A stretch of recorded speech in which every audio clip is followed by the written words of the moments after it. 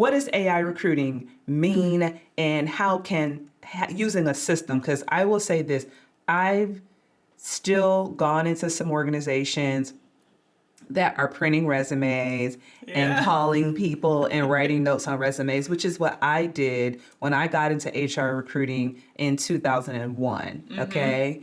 So in 2023, we should not be printing resumes and writing notes on the resume. I called them and left a message at this time, right? Yeah. So talk about what AI recruiting is and how a system can help manage the recruitment process. Yeah, Paycor acquired a company last year called Talenia. Talenia was an Israeli company that was really like flipping on its head the recruiting process. And Talenia scrapes 3.2 billion profiles on the internet. So they might not be job profiles. It might not be on LinkedIn. It's across the web.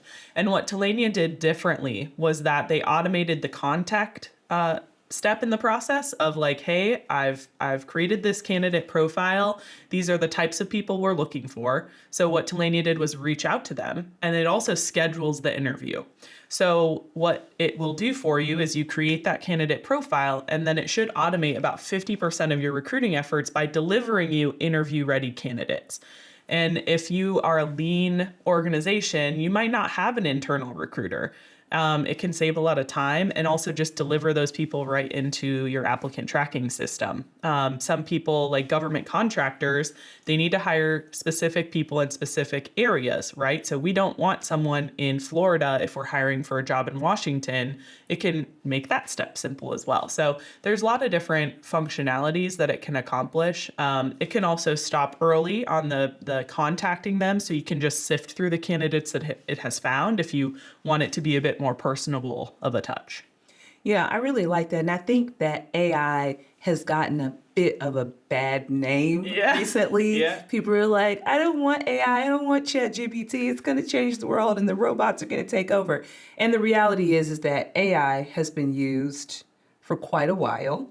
It's just that now we're able to use it as consumers in a different way. Yeah. So I think it's important for people to not be afraid of the fact that like recruiting is AI now, because I mean, at the end of the day, we've been using it. When resumes were going through systems and they were parsing out words, I mean, that was, an older generation of AI, right? Right. So with my compliance hat on, okay, yes. And AI delivers me these, ready candidates, and you use the example of government contracting. What do I have available to me to be able to help me with my compliance? Because as a government contractor, tell people how many people did I look at, how many people applied. So what are some of the things that the system can do to help me manage my compliance requirements? Yeah, so it can screen all of those EEO questions on the front end in your application, and then it generates the EEO reporting on the back end as well. So if you're collecting that data and you need to show where someone fell out of the process and why, it's going to be able to generate all of that information for you.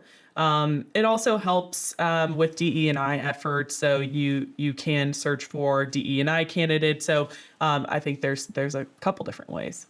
Yeah, and I really appreciate that, because getting to the point of data, looking at data in your recruiting process is really important. So you mentioned where they fell out. So a lot of times, we have conversations with our clients around, you need to look at the candidate experience. Yeah. And so where did they fall out of the process?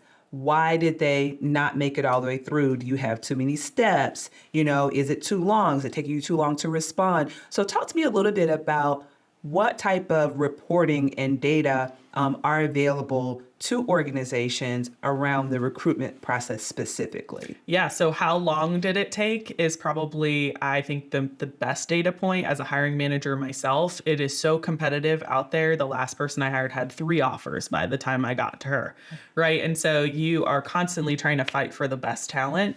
And so you want to be able to see if you have a hiring manager who's taking a little extra time. That's not to say that they're a bad part or they're not a value add, but you need to see where those funnels in the process are, and maybe be a bit more proactive about that. So you'll be able to see time to fill certain jobs. You'll be able to see time in a stage, right? So if it takes us 50 days to get an offer out, we probably need to adjust our process. And someone who doesn't have an applicant tracking system, they're not going to think about that stuff. They've got to look at their resumes, print them out, put their, like, when do we have time to do all the analytics we need to do?